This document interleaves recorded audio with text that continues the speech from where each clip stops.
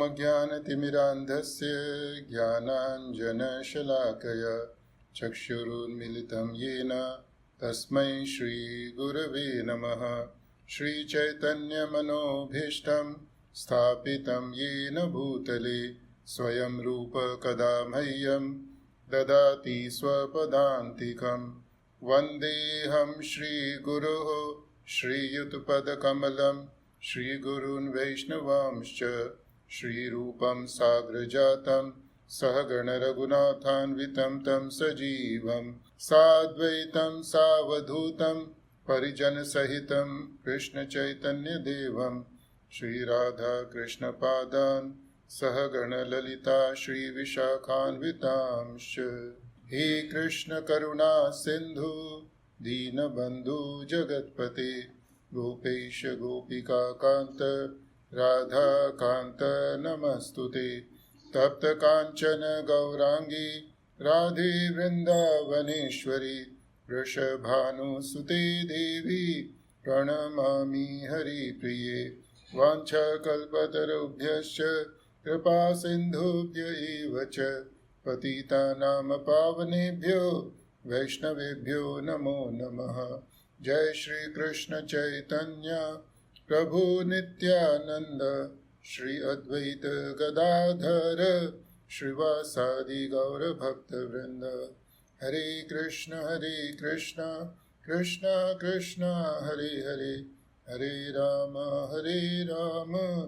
राम राम हरे हरे। ओम नमो भगवते वासुदेवाय। ओम नमो भगवते वासुदेवाय।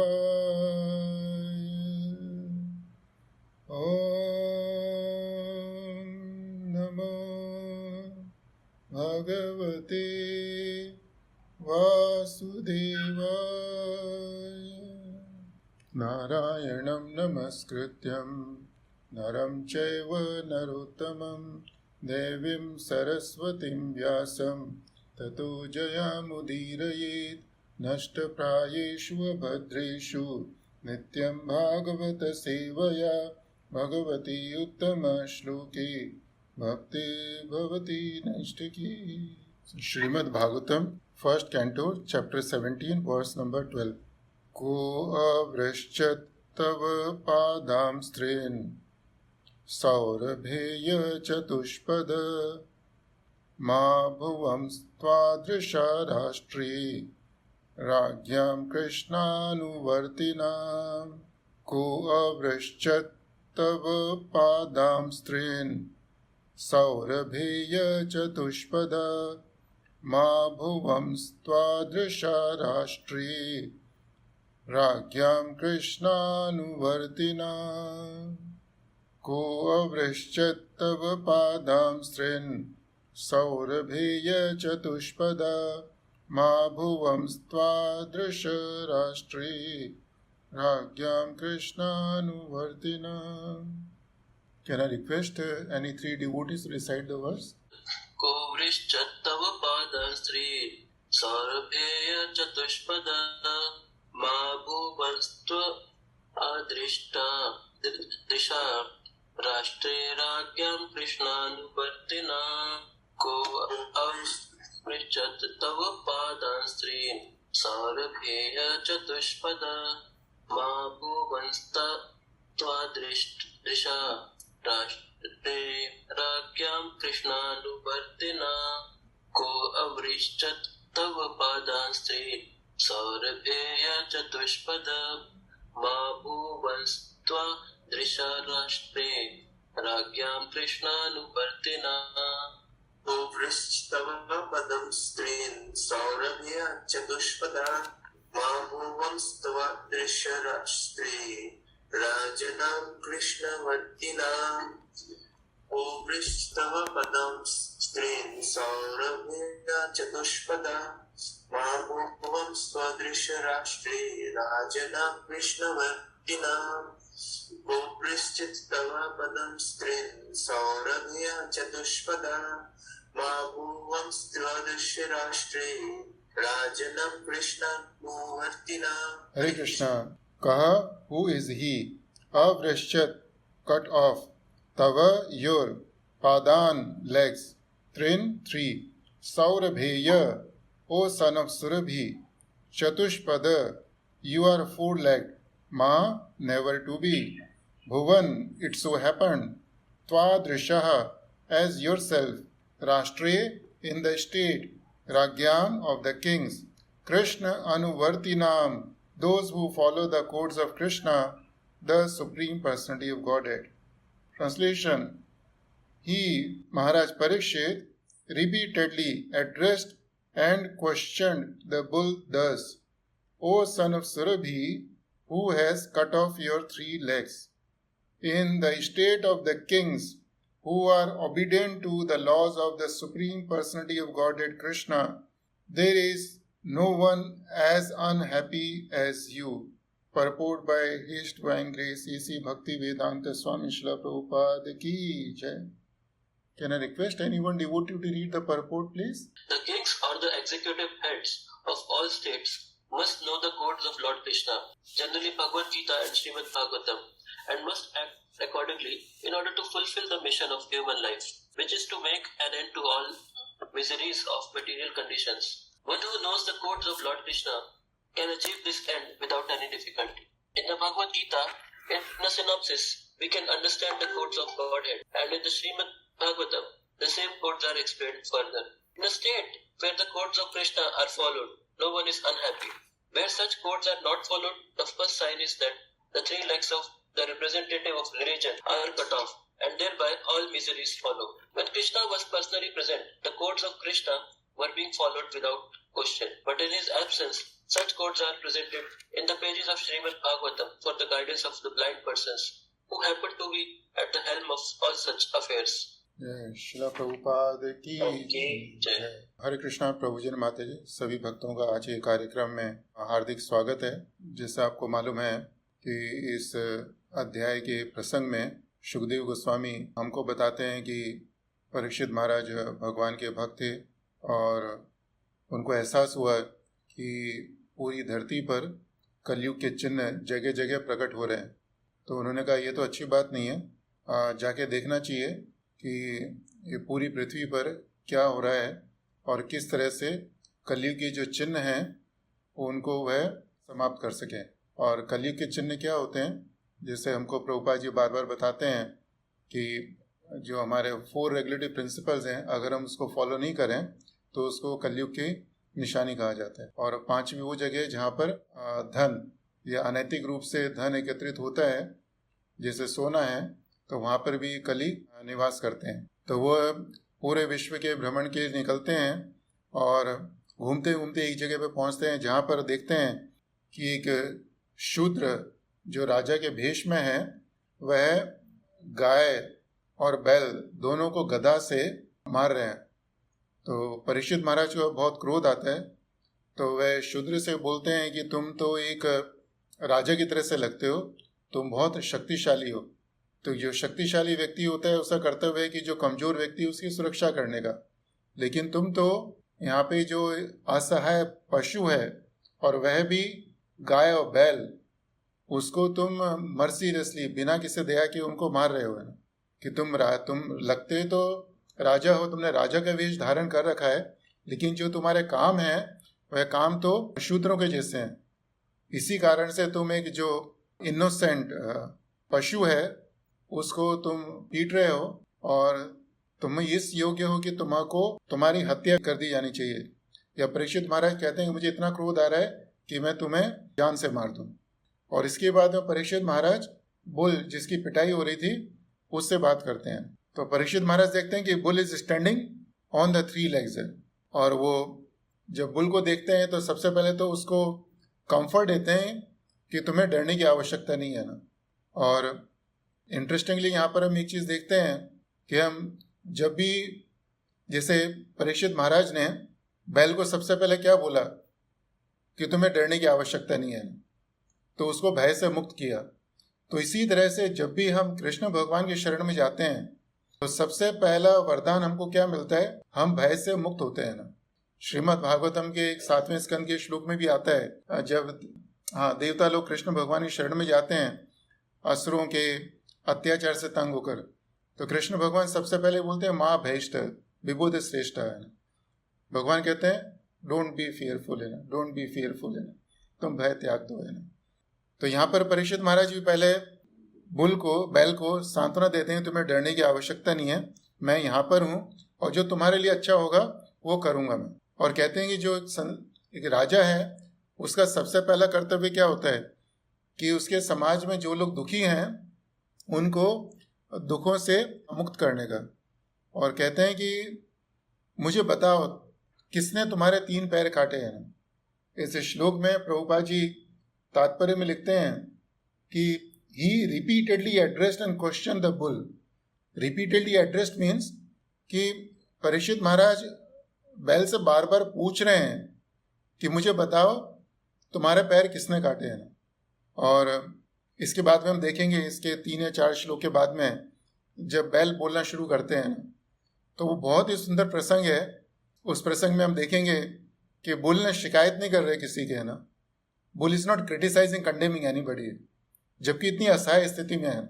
बुल चाहते तो वो राजा को बोलते कि ये आदमी है, इसने मेरी पिटाई कर रहा है ये ना, या झूठ भी बोल सकते थे कि इसने मेरे 3 पैर काटे, और राजा को और क्रोध आता तो उसकी हत्या भी कर देते, वो उसको जान से मार देते।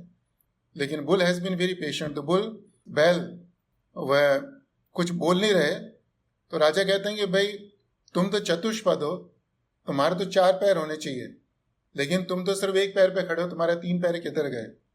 तो इसका भावार्थ यह है, हम इसी अध्याय के 24वें श्लोक में और 42वें श्लोक में देखेंगे तो वहाँ पर हमको बताया गया है कि 4 पैर का अर्थ क्या है।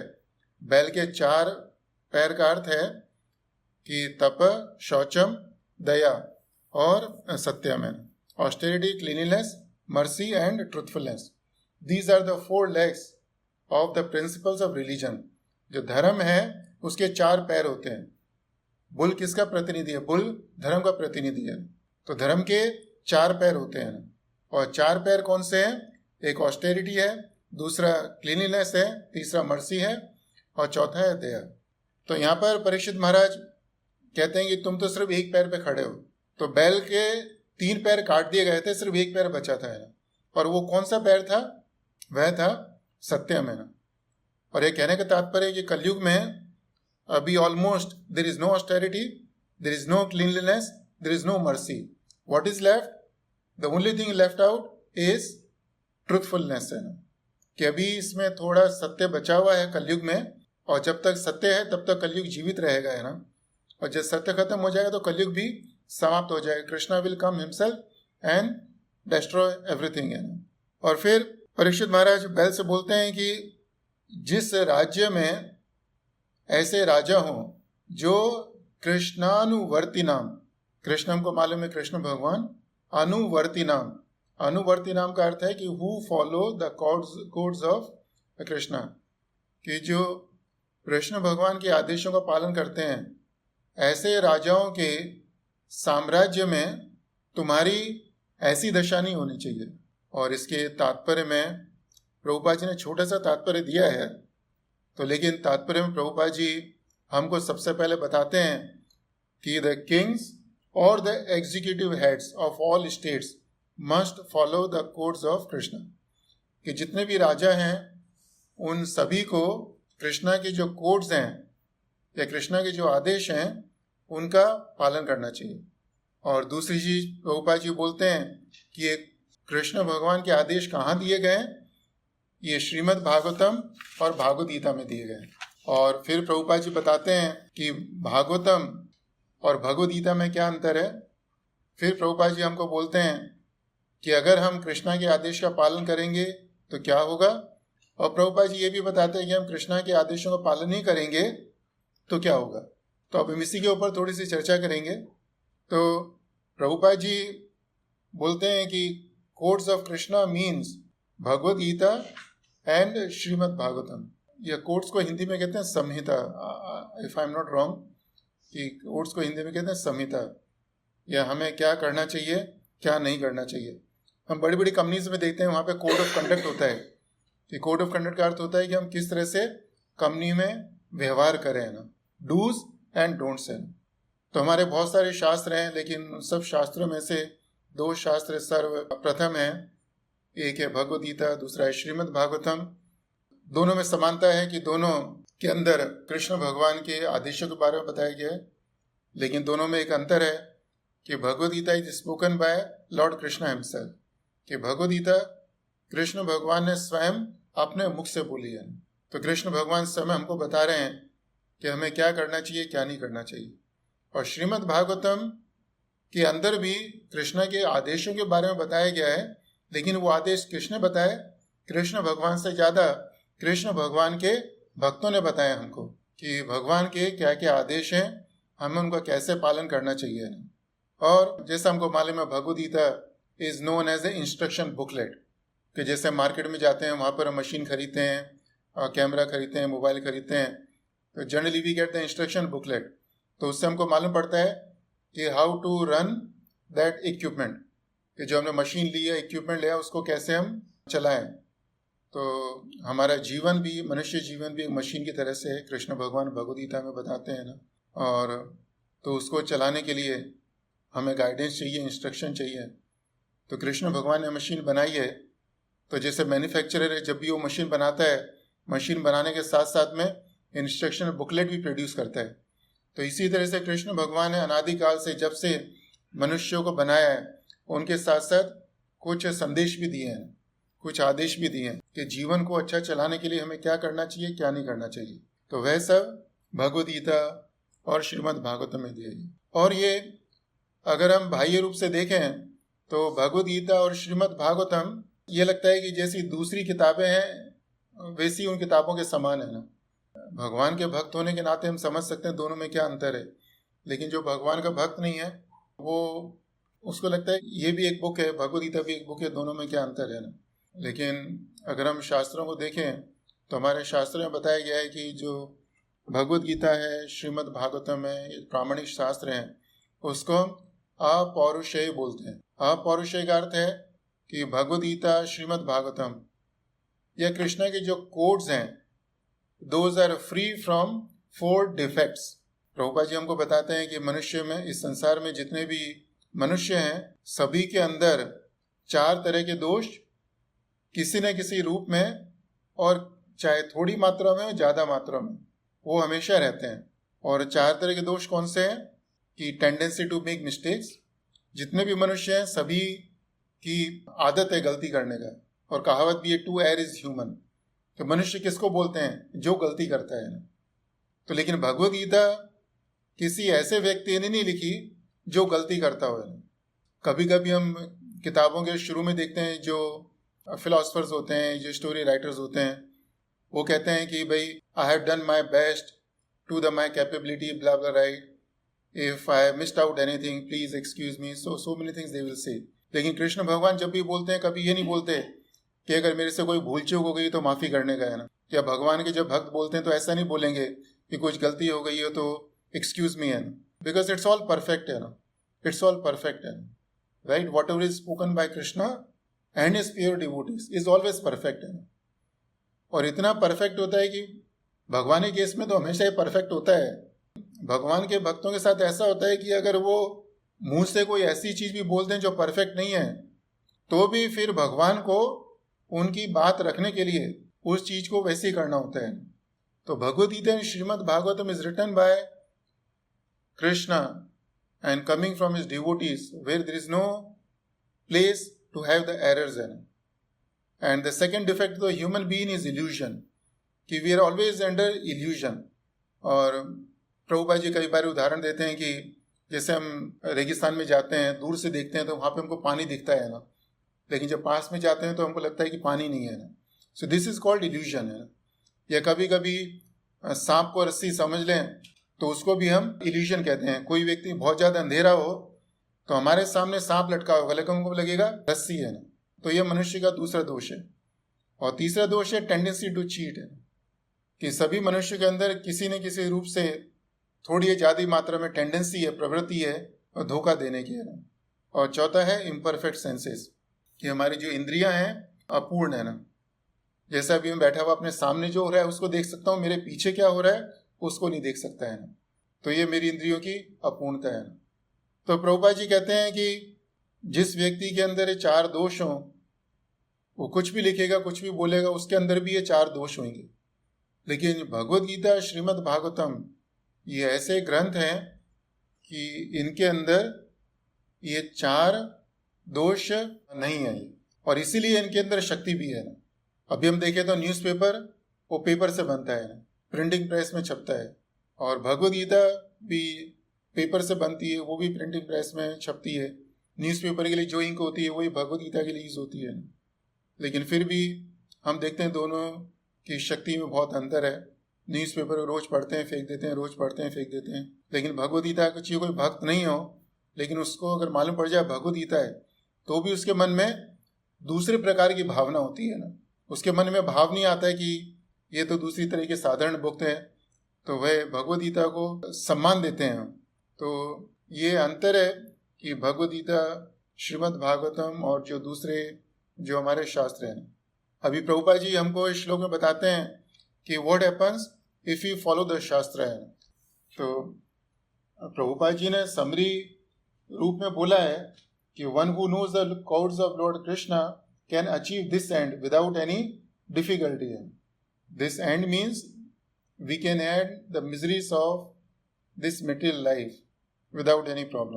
लेकिन प्रभुपाद जी ने अपने श्रीमद् भागवतम, भगवद गीता के और बहुत सारे श्लोकों में तात्पर्य दिए हैं। तो प्रभुपाद जी ने हमको बहुत सारी जगह पे अलग अलग चीज़ें समझाई हैं कि अगर हम भगवद गीता, श्रीमद् भागवतम पढ़ेंगे तो उसका क्या परिणाम होगा। हमारे गुरु महाराज हमेशा बोलते हैं, read scriptures only for 2 things. हम भगवद गीता, श्रीमद् भागवतम क्यों पढ़ते हैं? उसके 2 कारण हैं कि 1 to glorify Krishna and second to purify ourselves. Glorification of Krishna and our purification, these are the only 2 things due to which we read the scriptures. और हम कह सकते हैं कि अगर हम भगवद गीता, श्रीमद् भागवतम पढ़ेंगे तो क्या होगा? उससे कृष्ण भगवान का गुणगान होगा, और कृष्ण भगवान का गुणगान होगा तो उससे हमारी शुद्धि भी होगी। जब नारद मुनि व्यास देव जी को उपदेश देना शुरू करते हैं, व्यास देव जी बहुत परेशान थे, मैंने इतने सारे शास्त्रों को लिखा, उसके बाद भी मेरे को मन में शांति नहीं है। तो नारद मुनि जब उनको उपदेश देना शुरू करते हैं तो सबसे पहले क्या बोलते हैं? भवतानुदितम प्रायम यशो भगवतो अमलम ये न वासव न तुष्येत मन्ने तद दर्शनम अखिलम। है ना, कि तुमने इतने शास्त्र लिखे हैं, सब कुछ लिखा है, ठीक है ना, उसमें जो फिलॉसफी है वो कैसी फिलॉसफी है? तद दर्शनम अखिलम। अखिलम मीन्स इट्स इंफीरियर फिलॉसफी है। इंफीरियर मतलब निम्न कोटि की फिलॉसफी हो। और क्यों है? क्योंकि उसके अंदर भगवान का जितना गुणगान होना चाहिए तुमने उतना गुणगान नहीं किया हुआ है। तो लेकिन भगवद गीता एंड पर्टिकुलरली श्रीमद् भागवतम एक ऐसे ग्रंथ है, इसके अंदर क्या है? सिर्फ एंड सिर्फ कृष्ण भगवान की माधुर्य, लीला, गुण, रूप, नाम इनके बारे में चर्चा करी गई है। तो जब हम इनकी चर्चा करते हैं तो क्या होता है कि हमारी शुद्धि होती है।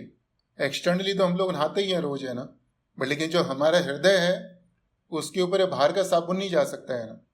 तो हृदय को साफ करने के लिए हमको क्या चाहिए? हमको शास्त्रों का संग चाहिए। और ये हमारे हृदय की शुद्धि कैसे करते हैं? हमारे हृदय की शुद्धि इस तरह से करते हैं कि हमारी हृदय की शुद्धि होती है लेकिन हमको दिखता नहीं है वो। एक बार एक बूढ़े बाबा थे, उनका नियम था कि रोज भगवद गीता पढ़ते थे, और उनका एक पोता था, वो देखता था कि मेरे बाबा जी रोज भगवद गीता पढ़ते हैं, और भगवद गीता संस्कृत में है, लेकिन बाबा को तो संस्कृत आती नहीं है ना। तो उन्होंने एक दिन बाबा से पूछा कि बाबा रोज भगवद गीता पढ़ते हो, आपको संस्कृत तो आती नहीं है, तो इसका फायदा क्या है? तो बाबा ने बोला कि बेटा ये कोयले की टोकरी है, ये लेके जा, नीचे नदी है, इसमें पानी भर के लेके आ। तो बेटा नीचे गया, दौड़ा दौड़ा टोकरी में पानी भरा, ऊपर बाबा के पास पहुंचा, देखता है क्या ये टोकरी खाली हो गई है ना। तो कहता बाबा टोकरी में तो पानी रहा नहीं। बाबा ने कहा अच्छा दोबारा जा, पानी लेके आया। दोबारा गया, पानी लेके आया, फिर देखा ऊपर टोकरी में पानी नहीं है ना। तीसरी बार, चौथी बार, कई बार उसने कैसे किया। तो फिर उसने बोला, बाबा आप मेरे को बार बार टोकरी में पानी लाने के लिए बोल रहे हो, इससे क्या फ़ायदा होगा?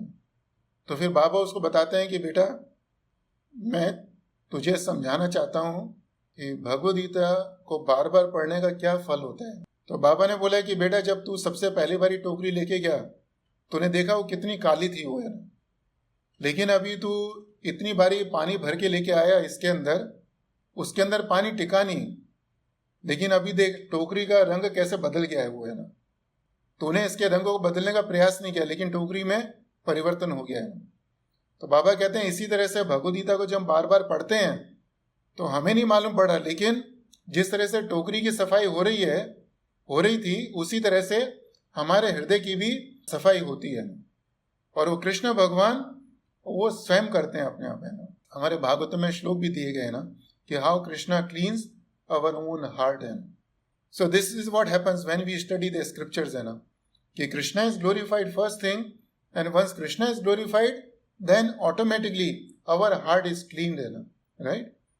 But one thing we have to remember, the Shastra means which contains the only and only glorification of Krishna, no other thing. That's a Shastra. That's the beauty of Srimad Bhagavatam. And the second thing कि शास्त्र पढ़ने से क्या होता है? शास्त्र पढ़ने से हमारी भगवान के नाम जप में श्रद्धा बढ़ती है ना। हम सभी बोलते हैं, जानते हैं कि everything is contained in the holy name, कि सभी कुछ भगवान के नाम में निहित है, समाहित है ना। तो फिर लोग बोल सकते हैं कि भाई फिर हम भागवत गीता क्यों पढ़े, श्रीमद् भागवतम क्यों पढ़े, ना।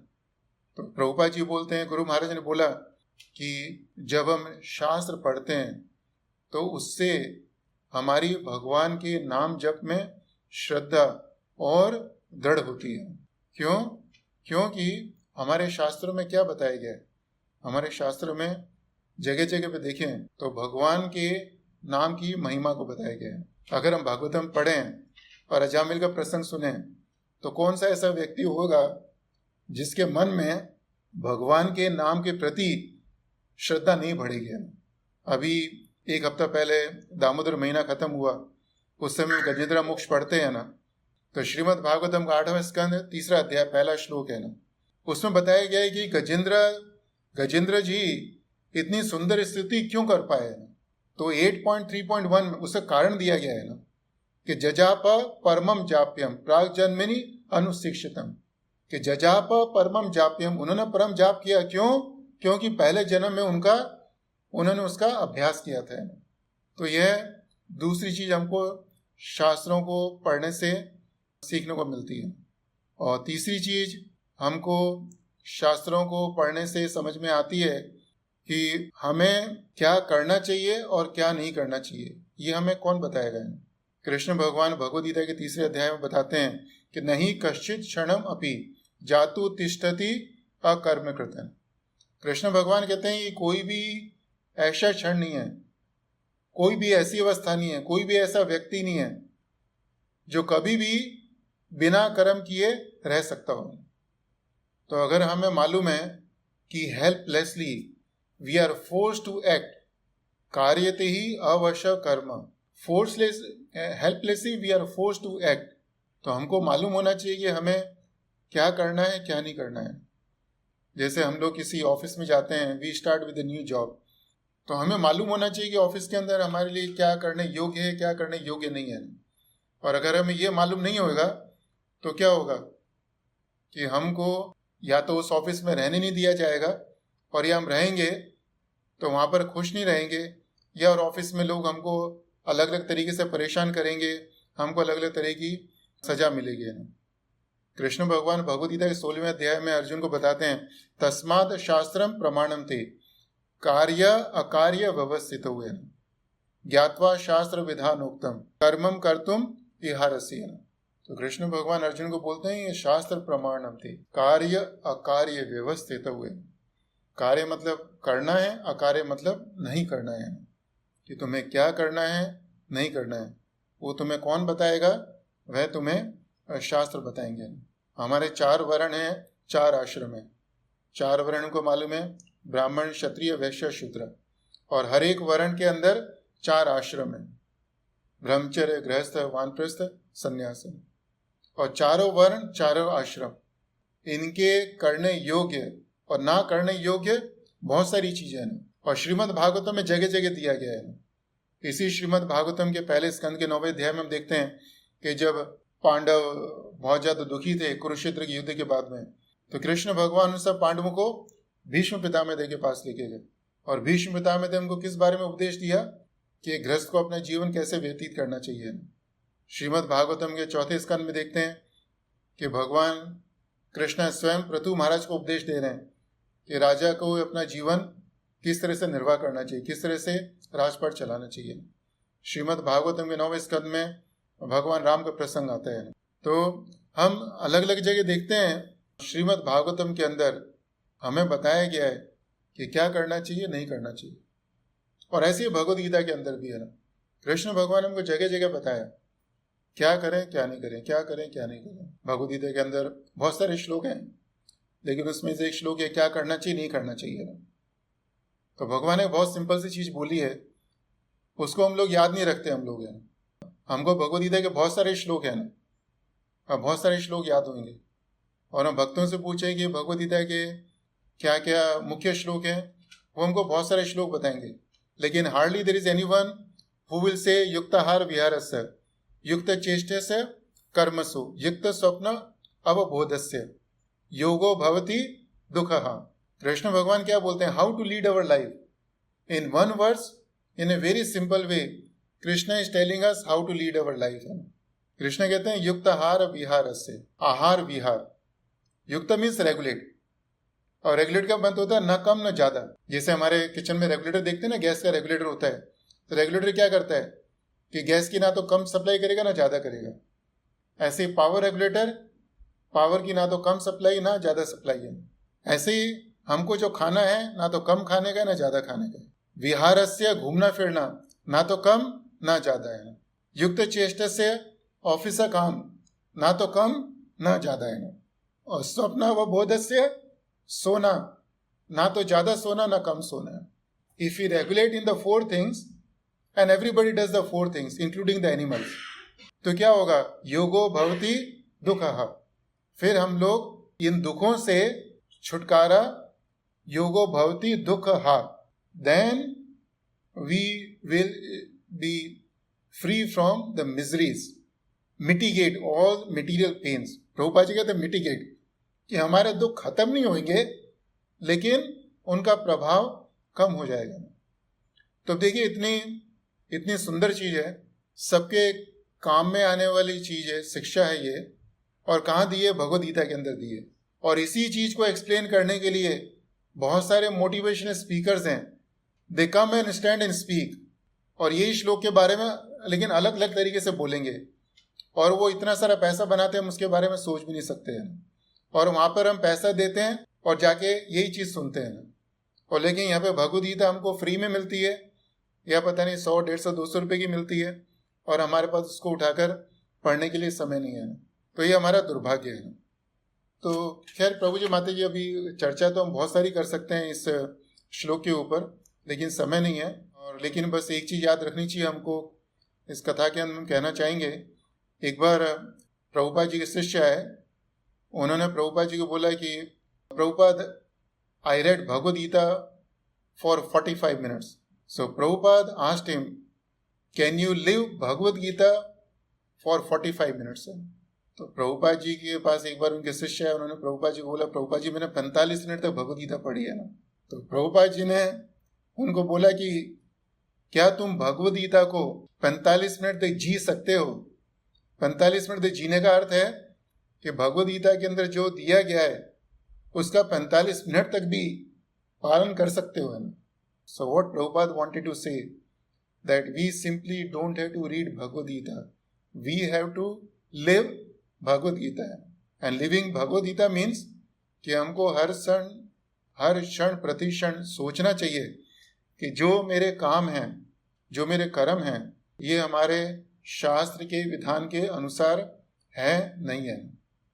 श्रीमद् भागवतम के अंतिम स्कंद के अंतिम अध्याय में ना, कि सुखदेव गोस्वामी बोलते हैं ना कि श्रीमद् भागवतम पुराणम अमलम यद वैष्णवाणाम प्रियम यस्मिन् पारम हमसेयम एकम अम्लम ज्ञानम परम गीयते तत्र ज्ञान विराग भक्ति सहितम नैष्कर्म्यम आविष्कृतम।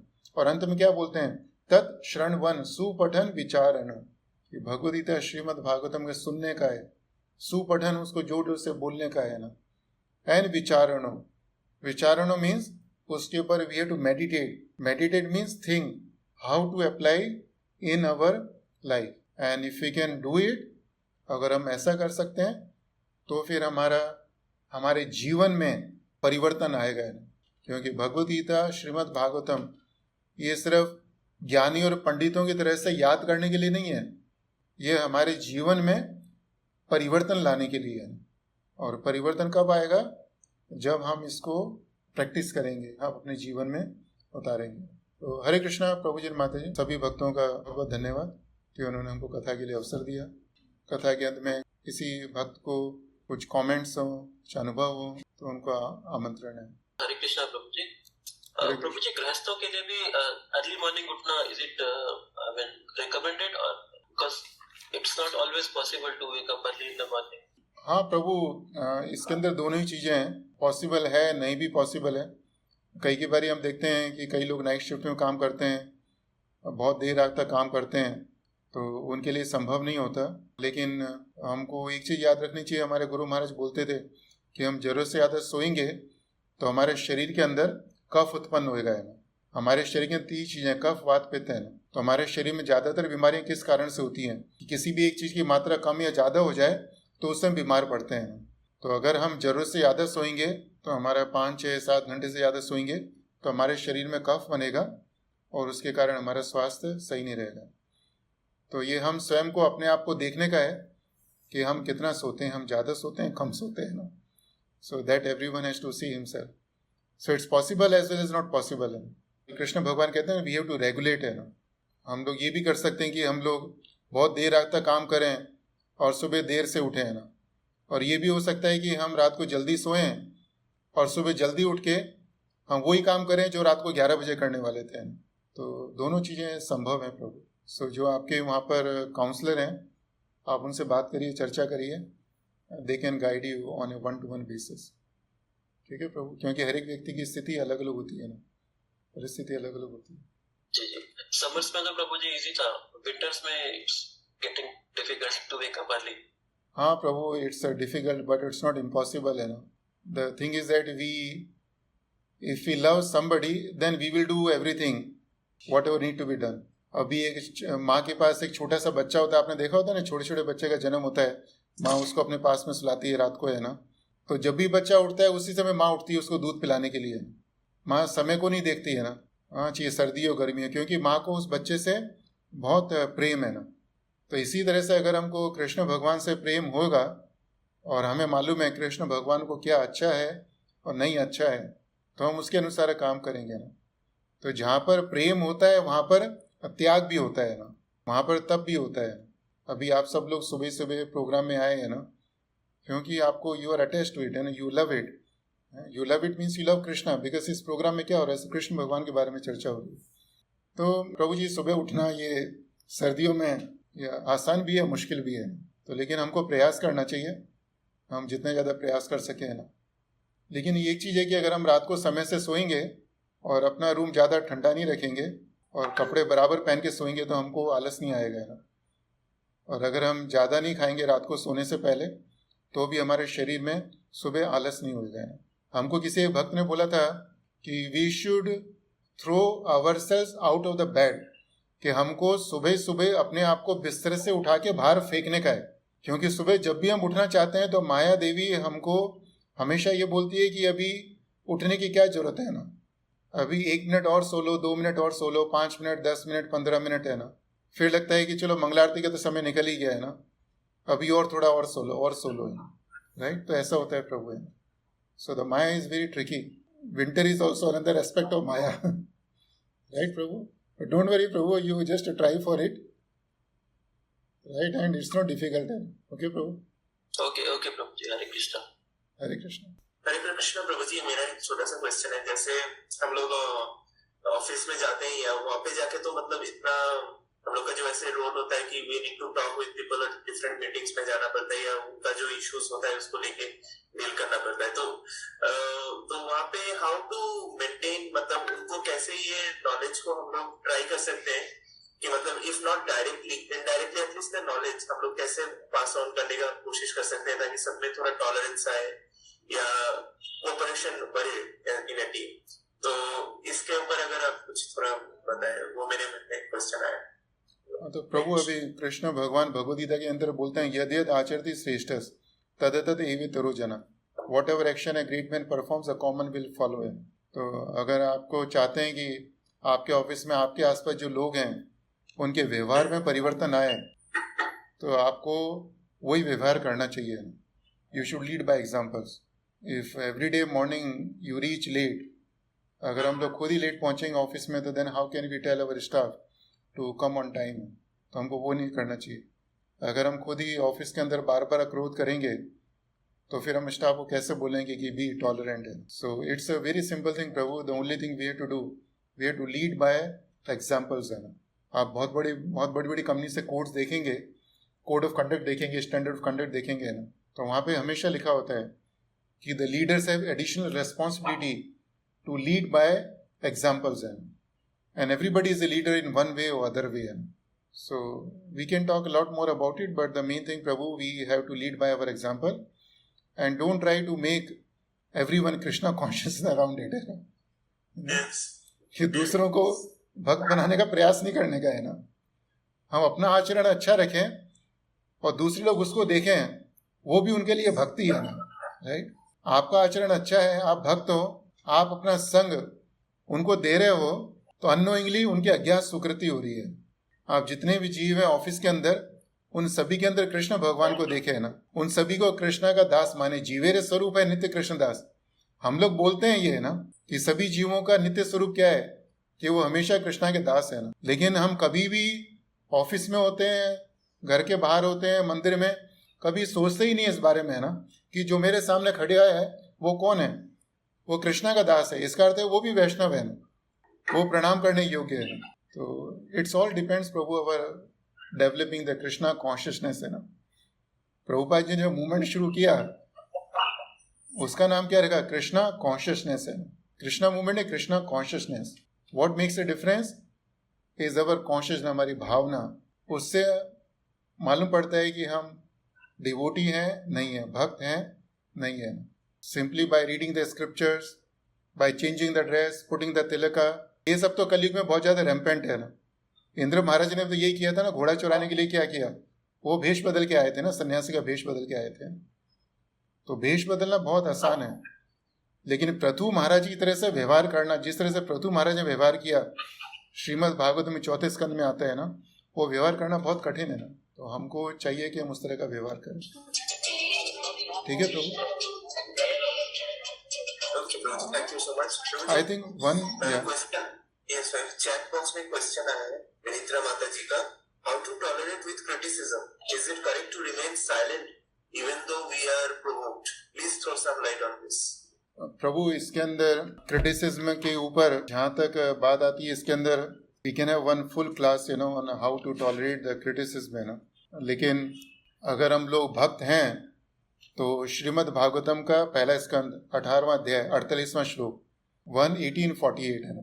तो इसके अंदर है श्लोक में तिरस्कृता विप्रलब्धा शब्दा शिप्ता हतापि नास्य तत् प्रति कुर्वन्ति तद भक्ता प्रभवोपि ही है कि the devotees of the lord are so forbearing that अगर उनका तिरस्कार किया जाए, उनको धोखा दिया जाए, उनको शाप दिया जाए, उनको नेग्लेक्ट किया जाए या उनको मारने का प्रयास किया जाए, तो उनके पास शक्ति होती है, तो शक्ति होते हुए भी उसका प्रतिकार नहीं करते हैं। तो जब भी कोई हमारा क्रिटिसिज्म करें तो सबसे पहली चीज़ तो हमको क्या करनी चाहिए कि हमको रिएक्ट नहीं करना चाहिए। हमको we should ponder upon it कि किसी ने हमारा क्रिटिसिज्म किया, हमारी निंदा करी, तो उसका क्या कारण है। और बहुत बारी हम देखेंगे कि कहीं ना कहीं उसके अंदर हमारी खुद की गलती होती है जिसके कारण से हमारी निंदा करी जाती है। तो अगर हमारी गलती है तो हम उसको सुधारने का प्रयास करें, और अगर हमारी गलती नहीं है तो हम क्या करेंगे, भक्ति की तरह से व्यवहार करेंगे, और सामने वाले ने जो हमारी निंदा करी तो हम उसकी निंदा नहीं करेंगे, उसका प्रतिकार करने का प्रयास नहीं करेंगे, उसको सिर्फ ये कहने का प्रभु कि thank you so much for your comments, I will take care of it. If you just say thank you so much for your comments then that's end. लेकिन अगर किसी ने हमारे क्रिटिसिज्म किया और इमीडिएटली हमने उसके ऊपर रिएक्ट करने की कोशिश करी और ये उससे मैं आर्ग्यूमेंट शुरू किया, सो क्या होगा कि there will be agitation on both the sides, है ना, and nobody will be happy, है ना। So whenever there is a criticism we have to do the introspection, हम अपना आत्मनिरीक्षण करें। अब हम हमेशा कहते हैं कि कृष्ण भगवान सभी के हृदय में बैठे हुए हैं, तो अगर कोई हमारी निंदा कर रहा है तो उस समय क्यों नहीं सोचते हम कि जो बोल रहा है इस व्यक्ति के द्वारा कृष्ण भगवान हमको बोल रहे हैं।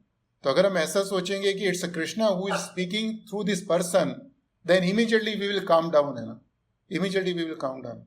But this is a matter of practice, we have to practice it more and more, more and more, more and more. अभ्यास से ही न तो कौन थे वैराग्य ने।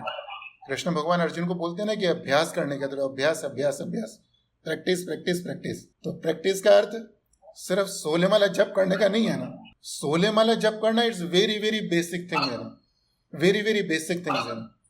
कृष्ण भगवान ने भगवद गीता के अंदर कहीं नहीं बोला कि जो सोले माला करता है वो मेरे को प्रिय है ना।